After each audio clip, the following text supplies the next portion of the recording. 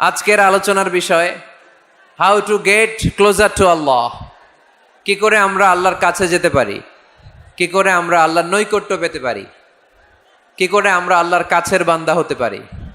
আমরা আল্লাহর নৈকট্য পাই, আমরা আল্লাহর ভালোবাসা পাই, আমরা আল্লাহর কাছের বান্দা হই। এটা আমরা চাই কি চাই না? আমরা সবাই চাই আল্লাহ তাআলার নৈকট্য পেতে।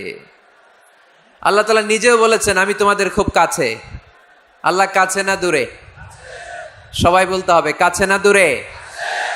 কাছে। কাছের জিনিসকে দেখা যায় কি যায় না? উত্তর দেন। কিন্তু আল্লাহরে দেখা যায় না। তিনি কাছে কিন্তু তারে দেখা যায় না। তিনি কোরআনে বলেছেন, লা তুদরিকুহুল আবসার ওয়া হুয়া ইউদরিকুল আবসার ওয়া হুয়াল লাতীফুল খাবীর। তিনি দৃষ্টির আয়ত্তে নন, দৃষ্টি তার আয়ত্তে। তিনি সূক্ষ্মদর্শী, সব জানতা। পৃথিবীর কোন চোখ ওনারা দেখতে পায় না, কিন্তু তার চোখ সবাইরে দেখে। চিল্লায় বলেন তো, তিনি কে? সব তিনি দেখতে পান, সব তিনি শুনতে পান। সাত আকাশের উপর সিদরাতুল মুনতাহা, তার উপরে আল্লাহর আরশ, তার উপরে আল্লাহর কুরসি, সেখানে আল্লাহ তাআলা সমাসীন।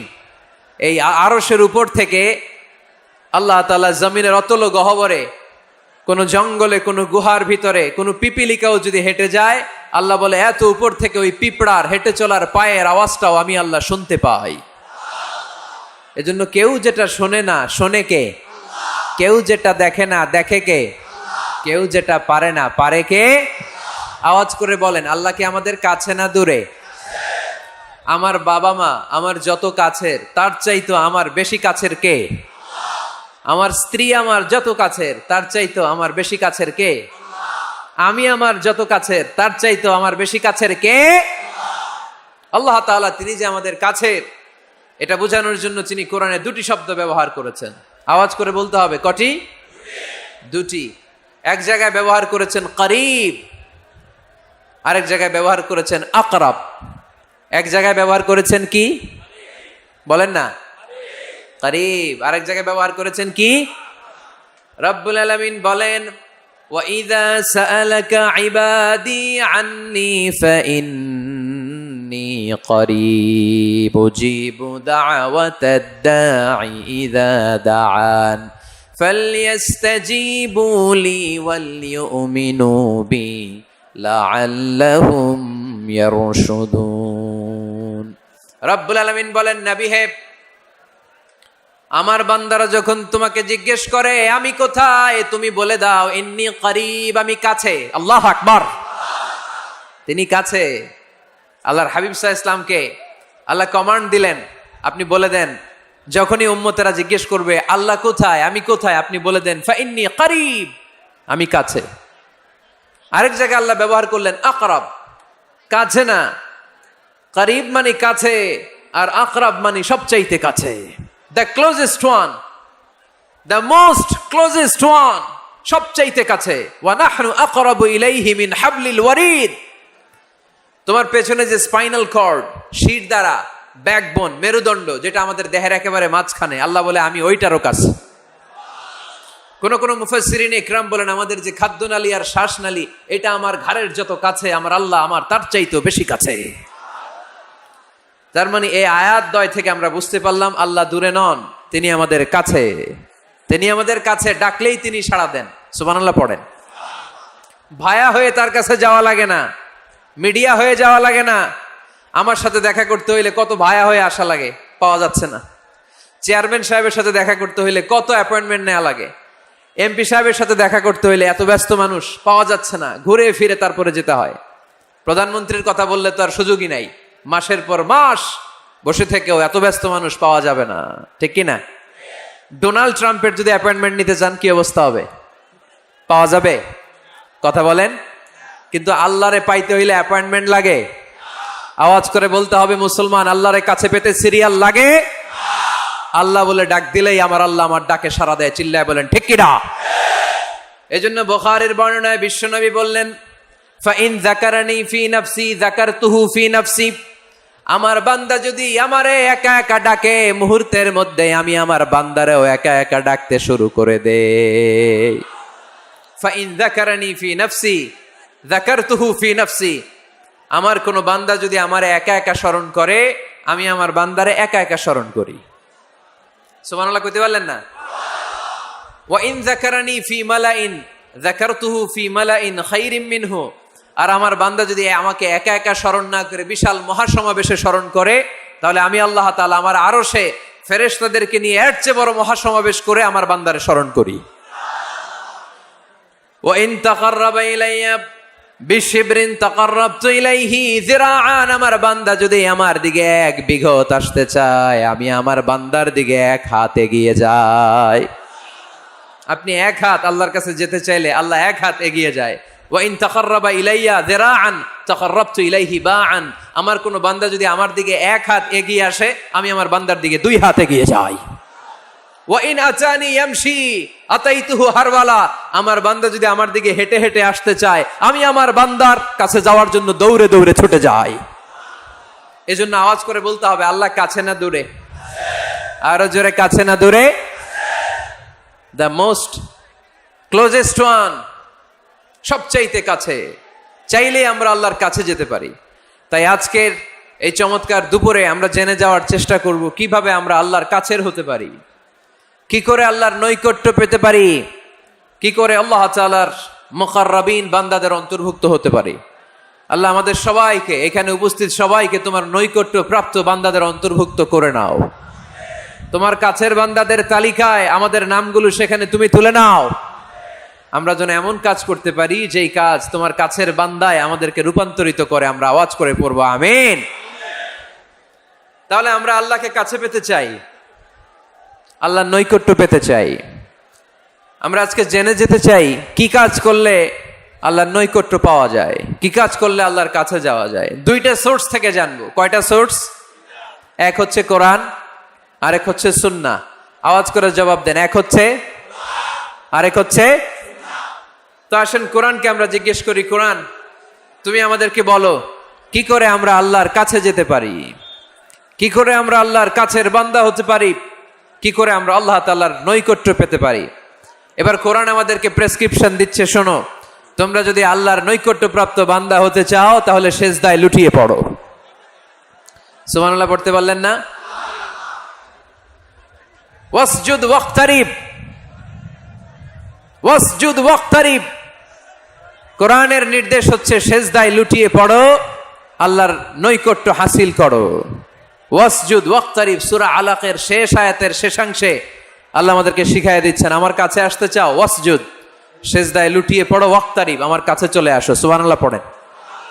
আমার সাথে সাথে আয়াতটা মুখস্থ করেন, আওয়াজ করে সবাই পড়েন, ওয়াসজুদ ওয়াক্তারিব, ওয়াসজুদ ওয়াক্তারিব। সবাই পড়েন না, ওয়াসজুদ ওয়াক্তারিব। এর মানে হচ্ছে সেজদায় লুটিয়ে পড়ো আর আমার কাছে আসো। Prostrate and be closer to me, সেজদায় লুটিয়ে পড়ো আর আমার কাছে চলে আসো। সহিহ বুখারীর বর্ণনায় আল্লাহর হাবিব সাল্লাল্লাহু আলাইহি ওয়াসাল্লাম বললেন, আকরাবু মা ইয়াকুনুল আবদু মির রাব্বিহি ওয়া হুয়া সাজিদুন ফাআকসিরু ফীহি দুআ। বান্দা যখন সেজদায় লুটিয়ে পড়ে তখন বান্দা আল্লাহ তাআলার সবচেয়ে কাছে চলে যায়। ফাআকসিরু ফীহি দুআ, তাই তোমরা বেশি বেশি দোয়া করো। এজন্য সেজদায় পড়ে কি করবেন? কথা বলেন, আরো জোরে বলেন, সেজদায় কি করবেন? সেজদায়ে নত হও, অশ্রু ছাড়ো, প্রভুর শরণে হৃদয় গাড়ো। সেজদায়ে নত হও, অশ্রু ছাড়ো, প্রভুর শরণে হৃদয় গাড়ো। প্রাণ খুলে সব ব্যথা বলো প্রভুকে, বলো প্রভুকে। রাত কি কেটে যাবে ঘুমে অলসে, রাত কি কেটে যাবে ঘুমে অলসে। তুমি কি জানবে না তোমার নিজেকে প্রভুকে, রাত কি কেটে যাবে ঘুমে অলসে। ঠিক কি না? ঘুমে অলসে আমাদের রাত কেটে যায়, সেজদা দেওয়ার সময় নাই। কখন প্রভুর দরবারে হাজিরা দেব, কখন সেজদা দেব? আল্লাহর হাবিব সাল্লাল্লাহু আলাইহি ওয়াসাল্লাম বললেন, আকরাবু মা ইয়াকুনুল আবদু মির রাব্বিহি ওয়া হুয়া সাজিদ ফাকসিরু ফীহি দুআ। তোমরা যখন সেজদায় লুটিয়ে পড়ো তখন তোমরা আল্লাহর সবচাইতে কাছে চলে যাও। এজন্য ওই সময় বেশি বেশি আল্লাহর কাছে চেয়ে নাও। সুবহানাল্লাহ পড়েন। মনের যত আকুতি আছে, যত জ্বালা আছে, যত বেদনা, সেজদায় পড়ে আল্লাহরে বলার দরকার আছে না নাই? কারণ কেউ যেটা শোনে না, শোনে কে? পরীক্ষায় ভালো করতে চান, সেজদায় লুটিয়ে পড়ে আল্লাহরে বলেন। নেককার স্ত্রী চান, সেজদায় পড়ে আল্লাহরে বলেন। নেককার সন্তান চান, সেজদায় লুটিয়ে পড়ে আল্লাহরে বলেন। বিসিএস পরীক্ষায় টিকতে চান, সেজদায় লুটিয়ে পড়ে আল্লাহকে বলেন। পাসপোর্ট দিয়ে রেখেছেন, ভিসা হয় না, সেজদায় লুটিয়ে পড়ে আল্লাহরে বলেন। মনের যত জ্বালা, যত যন্ত্রণা, যত আকুতি, যত হাহাকার, সেজদায় লুটিয়ে পড়ে আল্লাহরে বলেন। কারণ আল্লাহর দরবার এমন দরবার, এই দরবার থেকে কেউ কোনোদিন খালি হাতে ফিরে না। চিল্লায় বলেন ঠিক কিনা? কেউ ফিরে না খালি হাতে আল্লাহরে তোর দরবারেতে, তাই না? পড়েন সবাই, কেউ ফিরে না। আকরাবু মা ইয়াকুনুল আবদু মির রাব্বিহি ওয়া হুয়া সাজিদ। বান্দা যখন সেজদায় লুটিয়ে পড়ে, বান্দা আল্লাহর সবচাইতে কাছে চলে যায়। এই কথাটা মনে থাকবে আপনাদের সবার। আমরা কখন আল্লাহর সবচেয়ে কাছে যাই? আওয়াজ করে বলেন।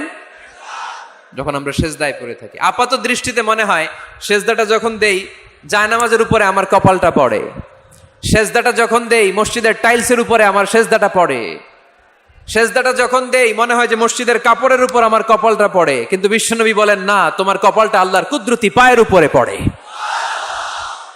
আকরাবু মা ইয়াকুনুল আবদু মির রাব্বিহি ওয়া হুয়া সাজিদ।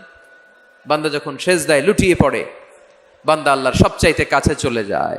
তাহলে কোরআন আমাদেরকে জানালো, যদি আল্লাহর প্রিয় হতে চাও সেজদায় লুটিয়ে পড়ো। আল্লাহর প্রিয় হতে চাইলে কি করব? আওয়াজ করে বলেন, কি করতে হবে? আল্লাহর হাবিব সাল্লাল্লাহু আলাইহি ওয়াসাল্লাম লম্বা সময় ধরে রাতে সেজদায় পড়ে থাকতেন।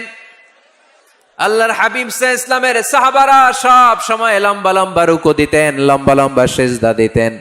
কিন্তু আমরা রুকুর মধ্যে তাড়াহুড়ো করি, সেজদা দিতে যে তাড়াহুড়ো করি, এরকম আছে না নাই? নিমসার এলাকায় এরকম কেউ নাই আলহামদুলিল্লাহ। আপনারা তাড়াহুড়ো করেন? করবেন না আমার ভাইয়েরা। There is no rushing in salah. সালাতে তাড়াহুড়ো নেই। There is no hastiness in salah. সালাতে কোনো তাড়াহুড়ো নেই। সল্লু সালাতান মুআদ্দিহ। এমন ভাবে নামাজে দাঁড়াবেন মনে করবেন এটাই হতে পারে আমার জীবনের শেষ নামাজ। ঠিক কি না? পারফর্ম দ্য সালাহ as if this is your last and final prayer. এমন ভাবে মুসল্লায় দাঁড়ান মনে করেন এটাই হতে পারে জীবনের শেষ নামাজ। This is my last chance. এখন বাজে 3:30। কেউ যদি বলে আসরের যে নামাজটা পড়বেন এটাই আপনার জীবনের শেষ নামাজ, ওই নামাজ আপনি তাড়াহুড়া করবেন? কথা বলেন। আরে কাঁদতে কাঁদতে আপনি শেষ। এত সুন্দর অজু বানাবেন, এত সুন্দর আতর মেখে জায়নামাজ বিছিয়ে পাঞ্জাবিটা পরে আপনি নামাজে দাঁড়াবেন। রুকুতে কি সুন্দর রুকু করবেন, লম্বা সময় সেজদা করে চোখের পানি দিয়ে তো সেদিন আপনার জায়নামাজ আপনি ভিজিয়ে দিবেন। ঠিক কিনা? কেন এমনটা করবেন? কারণ আপনি জেনে গিয়েছেন এটাই আমার শেষ নামাজ, তাই না? তো প্রতিটা নামাজের সময় এই জিনিসটা ভাবলে সমস্যা কোথায়? আমরা যে আরো আধা ঘন্টা এখানকার সবাই বেঁচে থাকবো কোনো গ্যারান্টি আছে? আরো 10 মিনিট হায়াত পাবো, গ্যারান্টি? 5 মিনিট, 2 মিনিট, শ্বাস যেটা নিলাম, ব্রেথ ইন করলাম, এটার ব্রেথ আউট করতে পারবো, কোনো গ্যারান্টি আছে? তো প্রতিটা সালাতের মুসল্লায় যখন দাঁড়াই এই চিন্তাটা আমাদের মাথায় আসে না কেন যে এটাই আমার শেষ নামাজ? সল্লু সালাতান মুআদ্দিহ। আমার প্রিয় কুমিল্লাবাসী ভাইয়েরা, যখনই নামাজে আমরা দাঁড়াবো আমরা ভাববো হতে পারে এটাই আমার জীবনের শেষ নামাজ। এটাই জীবনের, ভাবা যাবে? আর লম্বা চূড়া রুকু করবেন, লম্বা সেজদা করবেন, রুকুতে পিঠটা সোজা রাখবেন। আল্লাহর হাবিব সাল্লাল্লাহু আলাইহি ওয়াসাল্লাম যখন রুকু করতেন পিঠটা থাকতো স্ট্রেট ফরওয়ার্ড, বাঁকাও না উঁচুও না। ওয়াকানা বাইনা যালিক। সাহাবারা বলতেন আল্লাহর হাবিব সাল্লাল্লাহু আলাইহি ওয়াসাল্লামের রুকুর পিঠের উপরে পানি ভর্তি কোনো গ্লাস রেখে দিলে গ্লাসটাও কাঁপবে না, পানিটাও পড়বে না। তার মানে বাঁকা ছিল পিঠ, তাই না? কি ছিল? সোজা। আবার আল্লাহর হাবিব সাল্লাল্লাহু আলাইহি ওয়াসাল্লাম বললেন, সবচেয়ে বড় চোর যে নামাজে চুরি করে। সাহাবারা বললেন, কাইফা ইয়াসরিকু ফিস সালাহ, নামাজে কেমনে চুরি করে? আল্লাহর হাবিব সাল্লাল্লাহু আলাইহি ওয়াসাল্লাম বললেন, ইয়াসরিকু ফি রুকুইহি ওয়া সুজুদিহি, রুকু সেজদায় চুরি করে। এরকম নামাজ চোর আছে না নাই? রুকু থেকে সোজা হয়ে দাঁড়িয়ে কয়েক সেকেন্ড আপনি রিল্যাক্স করবেন। প্রথম সেজদা দিয়ে আপনি সোজা হয়ে বসে কয়েক সেকেন্ড রিল্যাক্স করবেন। কি করবেন? রিল্যাক্স। আওয়াজ করে পড়েন সবাই, রিল্যাক্স। নামাজে তাড়াহুড়ো নাই, সালাত হচ্ছে মেডিটেশন, রিল্যাক্স। এক সেজদা দিয়ে বসে আপনি রিল্যাক্স করবেন ধীরস্থির ভাবে, এরপরে দ্বিতীয় সেজদায় যাবেন। অনেকে সেজদা প্রথমটা দিয়ে কোন রকম মাথাটা তুইলেই আবার সেজদায় দৌড় মারে, আছে না নাই? রুকু থেকে স্ট্রেট ফরওয়ার্ড দাঁড়ানোর কথা, দাঁড়িয়ে 1-2 সেকেন্ড রিল্যাক্স করার কথা, ওইটা না করে রুকু থেকে কোন রকম মাথা তুলেই আবার সেজদায় দৌড় মারে, এরকম ডাকাত আছে না নাই? এরাই সালাত চোর। আমরা যেন নামাজ চোরের খাতায় নিজেদের নাম না চলি, আমরা যেন বেশি বেশি আল্লাহর সেজদা দেই। তাহলে কোরআন আমাদেরকে জানালো, আমরা যদি আল্লাহর কাছে যেতে চাই কি করতে হবে? বইলা গেছি? খাইয়া ফালাইছি? আওয়াজ করে বলেন, কি করবেন? আল্লাহর হাবিব সাল্লাল্লাহু আলাইহি ওয়াসাল্লাম সব সময় লম্বা লম্বা সেজদায় পড়ে থাকতেন। আল্লাহর নবীর সাহাবারা সব সময় লম্বা লম্বা সেজদায় পড়ে থাকতেন। আল্লাহ বলেন, তারাহুম রুকআন সুজদা। আপনি দেখবেন আল্লাহর নবীর সাহাবারা আবু বকর, ওমর, উসমান, আলী রাদিয়াল্লাহু তাআলা আনহুম আজমাইন, তাদের স্বভাব ছিল বিপদে পড়লেই লম্বা লম্বা সেজদায় পড়ে যেতেন। এক সাহাবী এসে বললেন, ইয়া রাসূলুল্লাহ, আল্লিমনি আমালান ইযা আমিলতুহু ইউদখিলুনিল জান্নাহ, আপনি আমারে এমন একটা আমল শিখায় দেন যে আমল করলে আল্লাহ আমারে জান্নাতে ঢুকায় দিবে। আল্লাহর হাবিব সাল্লাল্লাহু আলাইহি ওয়াসাল্লাম বললেন, আলাইকা বিকাসরাতি সুজুদ, তোমার উচিত বেশি বেশি আল্লাহর জন্য সেজদায় লুটিয়ে পড়া। বেশি বেশি সেজদায় লুটিয়ে পড়লে ওই সেজদাকারীর জন্য জান্নাতকে ওয়াজিব করে দেয় কে? কিয়ামতের ময়দানে আল্লাহ বলবেন, ও আমার বান্দারা, আমারে সেজদা দিয়ে দেখা। কারা কারা দুনিয়াতে সেজদা দিয়েছিলি, আজকে এই কিয়ামতের ময়দানে আমারে সেজদা দিয়ে দেখা। আমরা যারা দুনিয়ার বুকে সেজদা দিয়েছি, আমরা আল্লাহু আকবার বলে সেজদায় লুটিয়ে পড়বো। আলহামদুলিল্লাহ পড়েন। আর যারা দুনিয়ার বুকে সেজদা দেয় নাই, মসজিদে যায় নাই, সেজদাকারীদের সাথে আন্দোলন করে নাই, তারা সেদিন অনেক চেষ্টা করেও তাদের পিঠটারে বাঁকা করতে পারবে না। তাদের পিঠটারে সেই দিন লোহার মতো শক্ত করে দিবে কে? ইয়াউমা ইউকশাফু আন সাকিন ওয়া ইউদআউনা ইলাস সুজুদি ফালা ইস্তাতিউন।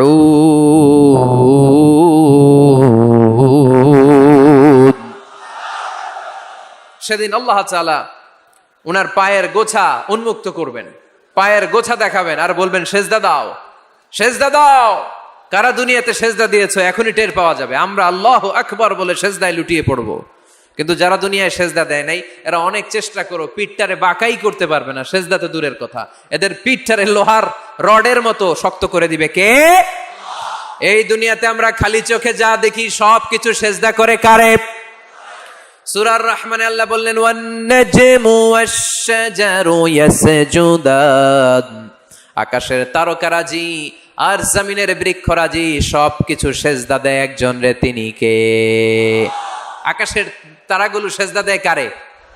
এই গাছপালাগুলো সেজদা দেয় কারে? দেখছেন কোনোদিন? দেখেন নাই? ওই চোখ আমাদের নাই, তাই আমরা দেখি না।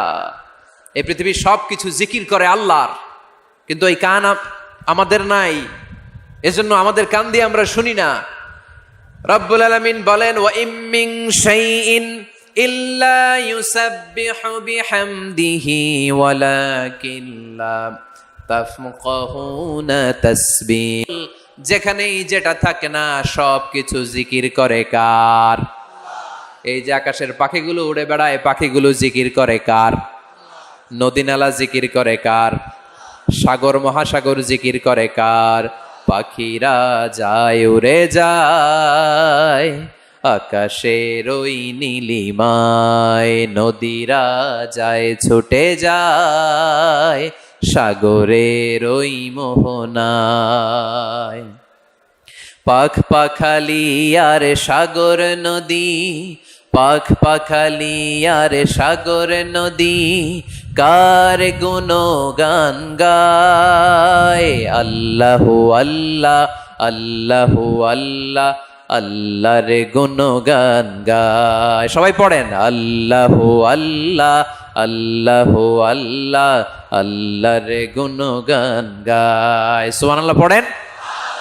ওয়া ইম মিন শাইইন ইল্লা ইউসাব্বিহু বিহামদিহি ওয়ালাকিন লা তাফকাহুনা তাসবিহাহুম। পৃথিবীতে যা দেখো খালি চোখে সব কিছু আল্লাহর তাসবিহ পড়ে, সব আল্লাহর জিকির করে, সব আল্লাহর সেজদা দেয়। ওয়ান নাজমু ওয়াশ শাজারু ইয়াসজুদান, আকাশের তারা, দুনিয়ার বৃক্ষরাজি সেজদা দেয় একটা সত্তাকে, তিনি কে? অস্ট্রেলিয়ায় একটা শহর আছে সিডনি, সিডনিতে একটা জঙ্গল আছে, ওই জঙ্গলে একটা গাছ মানুষের মতো করে টু দ্য ডাইরেকশন অফ কিবলা, কেবলামুখী হয়ে এখনো রুকু দিয়ে আছে। সুবহানাল্লাহ পড়তে পারলেন না আওয়াজ করে? অনেক ক্যালেন্ডারে ছবিটা দেখা যায়, পেপার কাটিং আমি দেখেছি।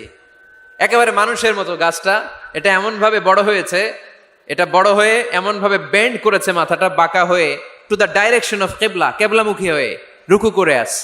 অনেক গাছ আছে সেজদা করে আছে। গোটা বিশ্বের যা কিছু দেখা যায় সব কিছু সেজদায় লুটিয়ে পড়ে কার জন্যে? সব কিছু জিকির করে কার?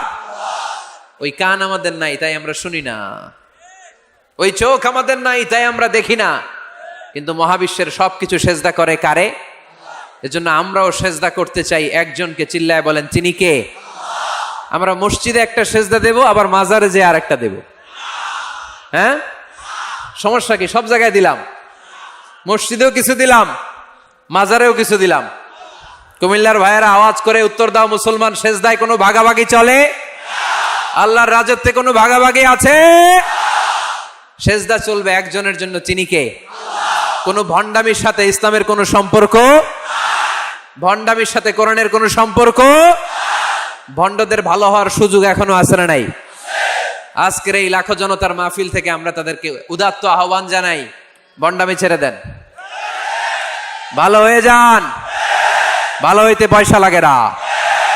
দোদেল বান্দা কালমা চোর, না পায় শ্মশান না পায় ঘোর, দিন থাকিতে আয়রে পথে ছাইড়া দে ভণ্ডামি, ভণ্ডামি ভণ্ডামি ভণ্ডামি, ছাইড়া দে ভণ্ডামি। ঠিক কিনা? নামাজ কালাম পড়ে না, ইবলিশ শয়তানের নানা। এরকম আছে? নামাজ টামাজ নাই, লাল শালু গায়ে দেয়া, গোসল করে না, মাথার চুল দাড়িতে জট বাগানো, বছরে গোসল করে একবার, বছরের একবার ওই গোসলের পানি মুরিদরা খাইয়া সব শেষ। এরকম আছে না নাই? এই অপরিচ্ছন্নতার সাথে, এই নোংরামির সাথে, এই মেন্টালি ডিসঅর্ডারের সাথে পরিচ্ছন্ন ইসলামের কোনো সম্পর্ক আছে? নামাজ কালাম পড়ে না, ইবলিশ শয়তানের নানা, ধর্মের একখান খুঁটি ধইরা কয়দিন করবা হয়রানি, ভণ্ডামি ভণ্ডামি ভণ্ডামি, ছাইড়া দে ভণ্ডামি। ঠিক কিনা?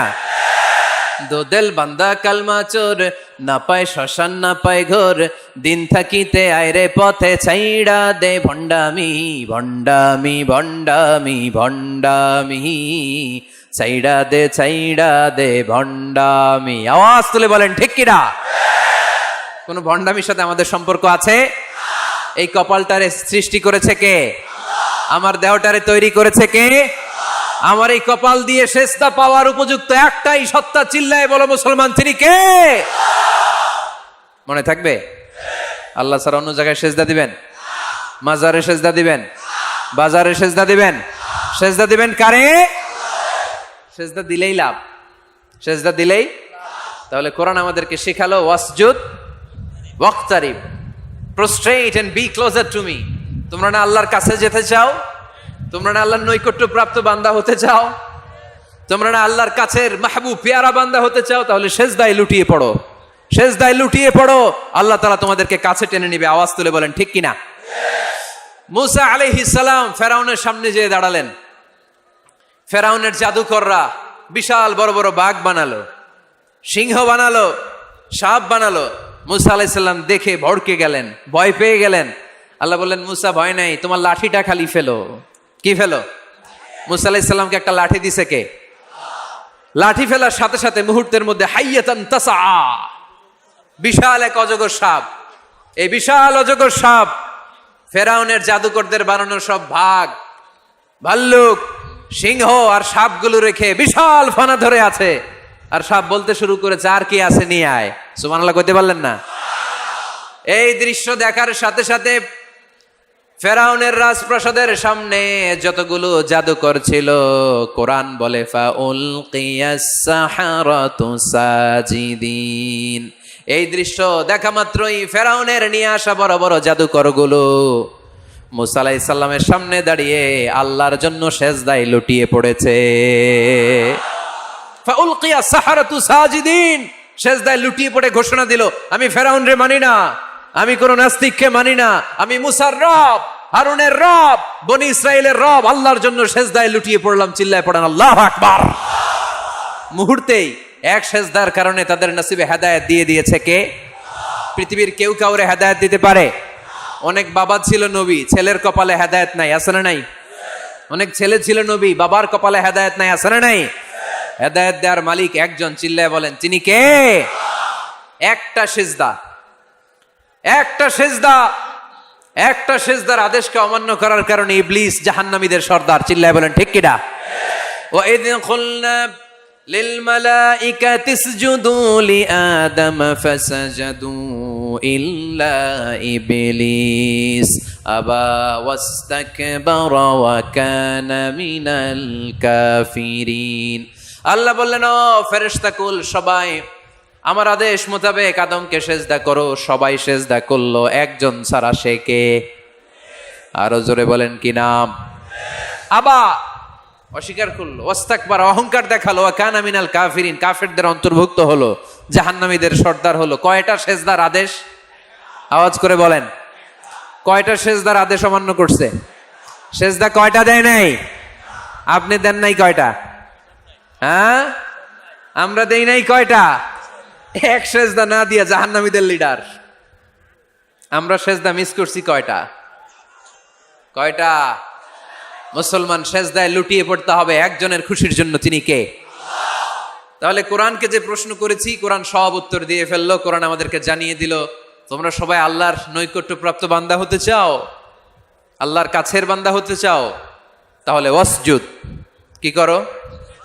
সবাই বলে নাই, আওয়াজ করে বলো মুসলমান, ওয়াসজুদ মানে কি? সেজদা করো। সেজদা করলেই আল্লাহর কাছে যাওয়া যায়। মনের যত জ্বালা যন্ত্রণা দুঃখ ব্যথা আপনি সেজদায় পড়ে আল্লাহরে বলেন। কোনো ভায়া লাগবে না, কোনো মিডিয়া লাগে না, কোনো সিরিয়াল লাগে না, কোনো অ্যাপয়েন্টমেন্ট লাগে না। ডাকতে দেরি, ডাকে সাড়া দিতে দেরি হয় না। তাহলে কোরআনের আলোকে আজকে আমরা জেনে গেলাম আল্লাহর কাছে যেতে হলে সেজদায় লুটিয়ে পড়তে হয়। এবার আমরা সুন্নাহর আলোকে জানার চেষ্টা করব কি করে আল্লাহর কাছে যেতে হয়। শুনবেন? কষ্ট হচ্ছে নাকি আপনাদের? সুন্নাহকে যদি আমরা জিজ্ঞেস করি, বিশ্বনবী রেখে যাওয়া সুন্নাতে যদি আমরা একটু তালাশ করি, একটু স্ক্যানিং করি, একটু চোখ বুলাই, তাহলে সুন্নাহ আমাদেরকে বলে বেশি বেশি নফল ইবাদত করো আর আল্লাহর নৈকট্য হাসিল করো। সুবহানাল্লাহ পড়বেন না? কোরআন বলেছে সেজদায় লুটিয়ে পড়ো। যা যা বললাম আমি ওঠার আগে জিজ্ঞেস করে আবার শুনে যাব, কারণ আমি মনে করি এটা ক্লাস। এটা কি ক্লাসে পড়া দেওয়া নেওয়া আছে না নাই? এতক্ষণ পড়ানোর পরে জিজ্ঞেস করার দরকার আছে না নাই? কোরআন বলছে কি আর সুন্নাহ কি বলে? নফল ইবাদত। আওয়াজ করে বলতে হবে, সুন্নাহ কি বলে? বুখারীর বর্ণনা, আল্লাহর হাবিব সাল্লাল্লাহু আলাইহি ওয়াসাল্লাম বলেন, মা ইয়াজালু আবদি ইয়াতাকাররাবু ইলাইয়া বিন-নওয়াফিল, বান্দা যত বেশি নফল ইবাদত করতে থাকে, করতে করতে করতে করতে বান্দা আমার কাছের নৈকট্য প্রাপ্ত বান্দা হয়ে যায়। হাত্তা উহিব্বাহু, এরপর আমি আমার বান্দারে এত ভালোবাসি, কুনতু সামআহুল্লাযী ইয়াসমাউ বিহি, বান্দা যখন শুনে সে তার নিজের কান দিয়ে শোনে না, আমি আল্লাহর কানে শোনে। কুনতু বাসারাহুল্লাযী ইউবসিরু বিহি, বান্দা যখন দেখে নিজের চোখে দেখে না, আমি আল্লাহর চোখে দেখে। ওয়ায়াদাহুল্লাতী ইয়াবতিশু বিহা, বান্দা যখন কিছু ধরে বান্দার হাতে ধরে না, আমি আল্লাহর হাতে ধরে। ওয়ারিজলাহুল্লাতী ইয়ামশি বিহা, বান্দা যখন হেঁটে যায় ওর নিজের পায়ে হাঁটে না, কেমন যেন আমি আল্লাহর পায়ে হাঁটে। আওয়াজ করে বলতে হবে আল্লাহু আকবার। মানে আল্লাহ বুঝাতে চাইলেন আমি তখন তার কান হয়ে যাই, আমি তখন তার চোখ হয়ে যাই, আমি তখন তার হাত হয়ে যাই, আমি তখন তার পা হয়ে যাই, আমার আর তার মাঝে আর কোনো ফারাক থাকে না, সে আমার একেবারে নিকটে চলে আসে। আওয়াজ করে পড়েন সুবহানাল্লাহ। এজন্য বিশ্বনবী সাল্লাল্লাহু আলাইহি ওয়াসাল্লাম বদরের প্রান্তরে তলোয়ার নাই, ঘোড়া নাই, ওট নাই, সৈন্য সামন্ত নাই, না খেয়ে হাড্ডি সারা ৩১৩ জন মুসলমানকে নিয়ে আল্লাহর উপর ভরসা করে বদরের প্রান্তরে দাঁড়ালেন। আর ওইদিকে কাফেরদের সৈন্যবাহিনী ছিল ১,০০০।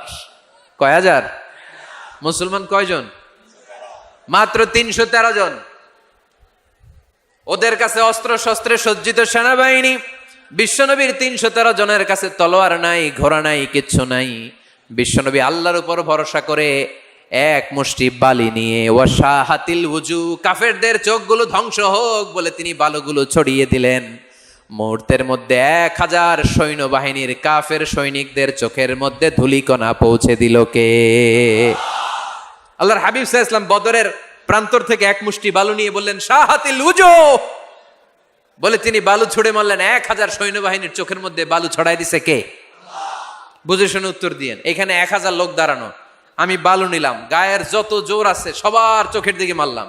১,০০০ জনের চোখের ভিতরে ঢুকবে? সর্বোচ্চ ৫ জন, বেশি হইলে ১০ জন, তার চেয়ে বেশি হইলে ২০ জন, বেশি হইলে ৫০ জন। বুঝে শুনে উত্তর দিয়েন। আমার মুষ্টিবদ্ধ বালু ছুঁড়ে মারলে ১,০০০ মানুষের চোখের মধ্যে পড়বে? আওয়াজ করে বলেন পড়বে।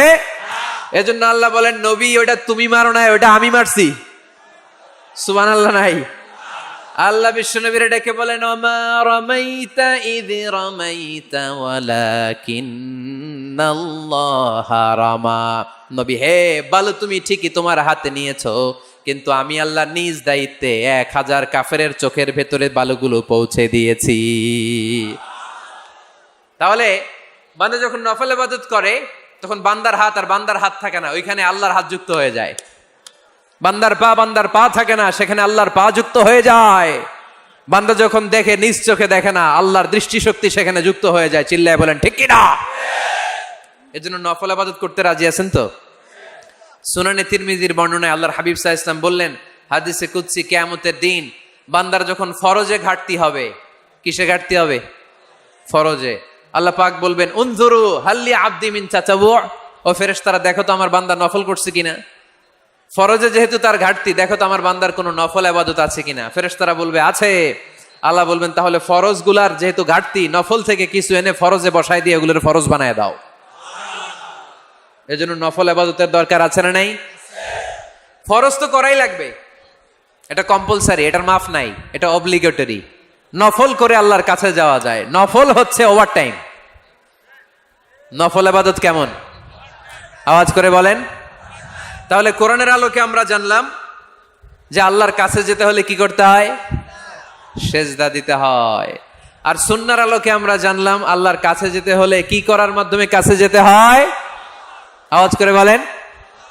নফল ইবাদত করতে রাজি আছেন সবাই? সবচাইতে শ্রেষ্ঠ নফল ইবাদত হচ্ছে কোরআনের তেলাওয়াত, ঠিক কি না? আল্লাহর হাবিব সাল্লাল্লাহু আলাইহি ওয়াসাল্লাম বললেন নফল ইবাদতের মাধ্যমে আল্লাহর কাছে যেতে চাও, নৈকট্যপ্রাপ্ত বান্দা হতে চাও, আফদলুল ইবাদাতি তিলাওয়াতুল কোরআন। সবচাইতে যত নফল ইবাদতের লিস্ট হতে পারে, এই লিস্টে র্যাঙ্কিং এ ১ নাম্বার থাকবে কোরআনের তেলাওয়াত। এই কোরআন তেলাওয়াত করতে রাজি আছেন তো? আমার হাতে যে কিতাবটার নাম কি? সবাই বলতে পারেন নাই? আওয়াজ করে বলেন তো কিতাবটার নাম। এই কিতাবে ভুল আছে? সন্দেহ আছে? সংশয় আছে? এটা আলোর পথ দেখায়। এই কিতাব মানুষকে মানুষের মতো মানুষ বানায়, ঠিক কিনা?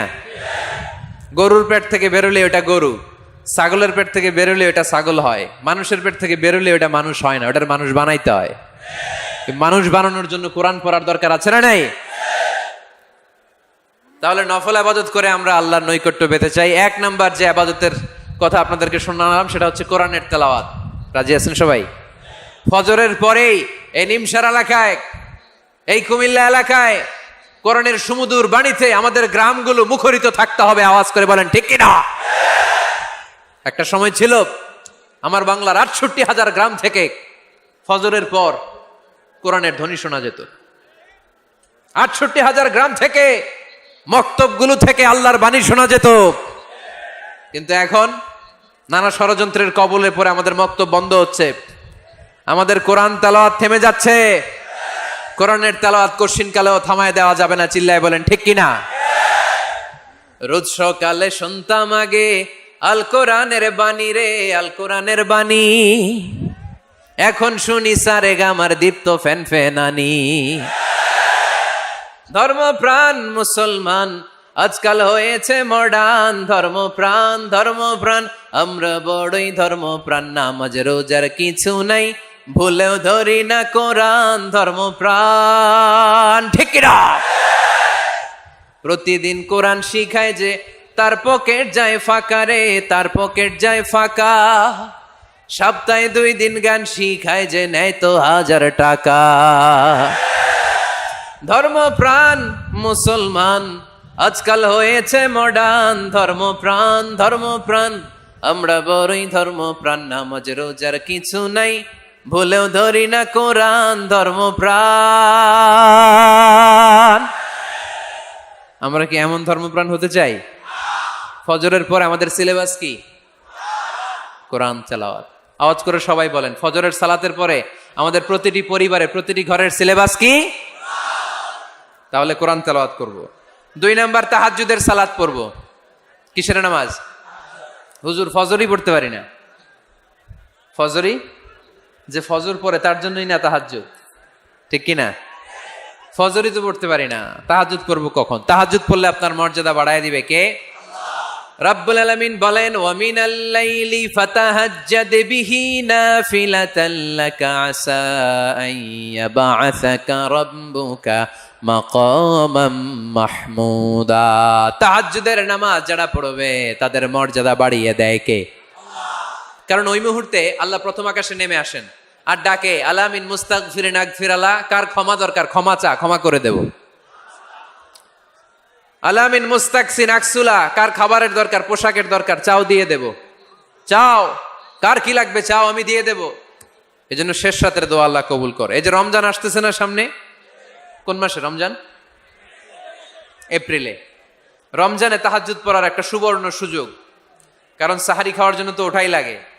একটু তাহাজ্জুদের অভ্যাস করব আমরা, রাজি আছি তো সবাই? 3 নম্বর নফল ইবাদত হচ্ছে দোয়া। সবাই সবার জন্য দোয়া করবে। অনেকে কয় হুজুর আমার দোয়া আমি করবো, অরটা ওই করবো, এর লাগে আমি করুম কেন? আছে না নাই? না, এটা ভুল। নিজের জন্য করবেন, অন্যের জন্য করবেন। মা মিন আবদিন মুসলিম ইয়াদউ লি আখিহিল মুসলিম ইল্লা ক্বালা লাহুল মালাকু ওয়া লাকা বিমিসলিন। কোন বান্দা যখন তার ভাইয়ের জন্য দোয়া করে, ফেরেশতারা বলে আল্লাহ এই দোয়াটা যে দোয়া করছে আগে তার জন্য কবুল করে নাও। আপনি দোয়া করলেন আল্লাহ আমার ভাই অসুস্থ, তারে সুস্থ করে দাও। ফেরেশতারা বলে আল্লাহ যিনি দোয়া করতেছে তার যদি কোনো অসুস্থতা থাকে আগে তারে সুস্থ করে দাও। তাহলে অন্যের জন্য দোয়া করলে লাভ আছে না নাই? দোয়া করতে জানে না অনেকে, দোয়ার আলোচনা আছে আমার, ইউটিউবে সার্চ দিবেন দোয়া, মিজানুর রহমান আজহারি পেয়ে যাবেন। It's an art. দোয়াটা একটা শিল্প। এটার মধ্যে চোখের পানি জুড়ে দিবেন, আবেগ জুড়ে দিবেন, মুহূর্তেই আরশের মধ্যে যে নক করবে। সুবহানাল্লাহ কইবেন না? চোখের পানির দাম আল্লাহর কাছে খুব বেশি। 2 ফোঁটা পানি। কি আপনারা বিরক্ত হয়ে গেছেন? আর 2-1 মিনিট বসেন। 2 ফোঁটা পানি আল্লাহর কাছে প্রিয়। আওয়াজ করে বলেন কয় ফোঁটা? 2 ফোঁটা। এক হচ্ছে জিহাদের ময়দানে রক্তের ফোঁটা, আরেক হচ্ছে অনুতপ্ত বান্দার চোখের পানির ফোঁটা। অনুতপ্ত বান্দা যখন অনুতপ্ত হয়ে কাঁদে, তার চোখের পানি চোখ বেয়ে নাকের ডগাবে মাটিতে পড়ার আগেই ওই বান্দার সব গুনাহ আল্লাহ মাফ করে দেয়। তাহলে প্রথমে কোরআন তেলাওয়াত, তারপর তাহাজ্জুদের নামাজ, তারপরে দোয়া, 4 নম্বরে জিকির। জিকির নফল ইবাদত, ঠিক কিনা? জিকির করতে করতে এই স্টেজের উপরে উঠে যাবেন আপনারা সবাই। পারবেন কারা কারা? হাত তোলেন। কত বড় সাহস দেখছেন? আমার উপরে বলে লাফায় উঠবে। বাঁশ আছে এই জায়গায়, বাঁশ। হ্যাঁ, না এটা করবেন না। কারণ ফাযকুরুল্লাহ কামা আল্লামাকুম, জিকির ওইভাবে করো যেভাবে আল্লাহ শিখিয়েছেন। আল্লাহ কিভাবে শিখিয়েছেন? ওয়াযকুরু রাব্বাকুম ফি নাফসিক। দেখেন জিকির করার পদ্ধতি কোরআন থেকে শুনেন। মনে মনে করো, তাদাররুআন সবিনয়ে করো, খিফাতান ভীত বিহবল চিত্তে করো, দুনাল জাহারি মিনাল কওল, অনুচ্চ স্বরে, বেশি আওয়াজ করে লাফালাফি করো না। এটা হচ্ছে জিকির করার পদ্ধতি। জিকির করার পদ্ধতি আল্লাহর হাবিব শিখালেন, আহাব্বুল কালামি ইলাল্লাহি আরবা, আল্লাহর কাছে সবচেয়ে প্রিয় কথা কয়টি? 1 নাম্বার সুবহানাল্লাহ, 2 নাম্বার আলহামদুলিল্লাহ, 3 নাম্বার লা ইলাহা ইল্লাল্লাহ, 4 নাম্বার আল্লাহু আকবার। এর চেয়ে শ্রেষ্ঠ জিকির আর হতে পারে? আবার আল্লাহর হাবিব সাল্লাল্লাহু আলাইহি ওয়াসাল্লাম বললেন, মান ক্বালা লা ইলাহা ইল্লাল্লাহ দাখালাল জান্নাহ, একবার লা ইলাহা বলে যে মরতে পারবে তার জন্য জান্নাত ওয়াজিব করে দিবে কে? আল্লাহ। এই জিকিরগুলো করবেন হাতের গিড়ায়, আঙ্গুলের গিড়া আছে না, ডান হাত তুলেন তো, এরকম গিড়াগুলো দেখান তো আমারে, এইভাবে সুবহানাল্লাহ সুবহানাল্লাহ সুবহানাল্লাহ, এটা সুন্নাত, পাওয়া যাবে? আব্দুল্লাহ ইবনে আমর ইবনুল আস বলেন, রাআইতু রাসূলুল্লাহি সাল্লাল্লাহু আলাইহি ওয়াসাল্লাম ইয়াকিদু তাসবিহা বিয়ামিনি, আমি নিজ চোখে আল্লাহ রাসূল সাল্লাল্লাহু আলাইহি ওয়াসাল্লামকে ডান হাতের গিড়াতে এরকম তাসবিহ পড়তে দেখেছি। সুবহানাল্লাহ পড়েন, নীরবে নিঃশব্দে জিকির করবেন। হ্যাঁ, এটা ঠিক। তালিমের জন্য একটু আওয়াজ করে প্রয়োজনে মাঝে মাঝে জিকির করা যায়, যেমন এইভাবে পড়েন, সুবহানাল্লাহ আলহামদুলিল্লাহ লা ইলাহা ইল্লাল্লাহ সুবহানাল্লাহ লা ইলাহা ইল্লাল্লাহ মুহাম্মাদুর রাসূলুল্লাহ সাল্লাল্লাহু আলাইহি ওয়াসাল্লাম। এই যে আপনাদেরকে এখন আমি তালিম দিলাম, এই তালিমের উদ্দেশ্যে সুন্দরভাবে অল্প আওয়াজে জিকির করা যায়, কিন্তু চিৎকার চেঁচামেচি করে, আমার দিকে তাকান, এদিকে তাকান, চিৎকার চেঁচামেচি করে লাফালাফি করে জিকির করা যাবে? জিকির করতে করতে প্যান্ডেলের বাঁশের মাথায় ওঠা যাবে? যিনি জিকির পরিচালনা করতেছেন উনার ঘাড়ে ওঠা যাবে? যাবে? আল্লাহর হাবিব সাল্লাল্লাহু আলাইহি ওয়াসাল্লাম জিকির করতেছেন, আবু বকর ওমরে ফারুক বসা, আবু বকর রাদিয়াল্লাহু জিকির করতে করতে আল্লাহ রাসূলের ঘাড়ে। হাদিসে আছে না এগুলা? কথা কয় না। আল্লাহর হাবিব সাল্লাল্লাহু আলাইহি ওয়াসাল্লাম তাসবিহ পড়তেছেন, ওমরে ফারুক জিকির করতে করতে এশকের ঠেলায় আল্লাহর নবীর কান্দে। গোটা বিশ্বের কোন হাদিসের কিতাবে এই পন্থায় জিকির দেখানো যাবে? কোরআনের কথা শুনেন, ফাযকুরুল্লাহা কামা আল্লামাকুম, ওইভাবে আল্লাহর জিকির করো যেমন করে আল্লাহ তোমাদের শিখিয়েছেন। কোন হাদিস দেখাতে পারবেন যে আবু বকর রাদিয়াল্লাহু তাআলা আনহু জিকির করতে করতে, আরব দেশে সৌদিতে ছিল খেজুর গাছ, জিকির করতে করতে খেজুর গাছের আগায়, ওমরে ফারুক খেজুর গাছের আগায়, এগুলো পেলেন কোথায়? কেন এগুলো করেন? আল্লাহর হাবিব সাল্লাল্লাহু আলাইহি ওয়াসাল্লাম না, আল্লাহর হাবিব সাল্লাল্লাহু আলাইহি ওয়াসাল্লাম যেভাবে জিকির শিখিয়েছেন আমরা ওইভাবে করব। বরকত দিবে কে? 5 নাম্বার নফল ইবাদত, দান খয়রাত করব। রাজি আছেন? গোপন দান, গোপন দান আল্লাহর রাগ কমায় দেয়। কোন কারণে আমার রব যদি আমার উপর রেগে থাকে, আমি গোপন দান করলে ওই রাগটা মুহূর্তে ঠান্ডা হয়ে যায়। আল্লাকা সিররুন ইনদাল্লাহ বাইনাকা আনতা ওয়া বাইনাল্লাহ, আল্লাকা সাদাকাতুন তাখফা লা ইয়ালামুহা ইল্লাল্লাহ, আল্লাকা সিররুন ইনদাল্লাহ বাইনাকা আনতা ওয়া বাইনাল্লাহ, আল্লাকা সাদাকাতুন তাখফা লা ইয়ালামুহা ইল্লাল্লাহ। সুবহানাল্লাহ পড়েন। তোমার আর তোমার রবের এমন কোন গোপন বিষয় আছে নাকি যেটা তুমি আর তোমার রব ছাড়া কেউ জানে না? তুমি জীবনে এরকম গোপন দান করছো নাকি যেটা আল্লাহ ছাড়া কেউ দেখেনি? ওই দানটা আল্লাহ পছন্দ করে। সর্বশেষ কথা বলি, শেষ কথা, মানুষকে খাওয়াবেন। মানুষকে কি করবেন? খাওয়ানোর চেয়ে ভালো নফল ইবাদত আছে? কি করবেন? খাইবেন। কি করবেন? খাওয়াতে রাজি আছেন তো? কিয়ামতের দিন আল্লাহ তাআলা বলবে, এই বনি আদম, আমি তোমার কাছে খাবার চাইছিলাম, তুমি আমারে খাবার দাও নাই। বনি আদম বলবে, আল্লাহ আপনি যদি খাবার চাইতেন খাবারের বস্তা নিয়ে যাইতাম। আল্লাহ তাআলা বলবেন, এই যে না খেয়ে থাকা পথ শিশুগুলো, শীতের রাতে শুয়ে থাকা না খেয়ে থাকা শিশুগুলো খাবার চেয়েছিল, তুমি খাবার দাও নাই, ওদেরকে খাওয়ালেই আমি আল্লাহকে খাওয়ানো হয়ে যেত। এজন্য মানুষকে খাওয়াবেন। রাজি আছেন তো? সম্মানিত ভাইয়েরা, আমি স্টেজ থেকে, আমি এমপি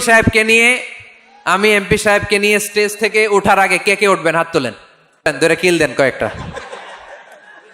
আচ্ছা শোনেন, জি সংক্ষিপ্ত মোনাজাত হবে, আসরের আজান এখনই হবে, তার আগে 1-2 মিনিট এমপি সাহেব আপনাদের কাছে দোয়া চাইবেন। 1 মিনিট সালাম দিবেন।